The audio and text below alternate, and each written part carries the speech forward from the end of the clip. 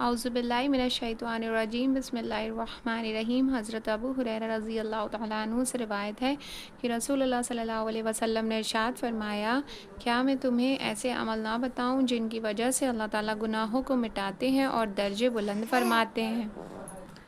صحابہ رضی اللہ تعالیٰ عنہ نے عرض کیا، یا رسول اللہ ضرور بتلائیں۔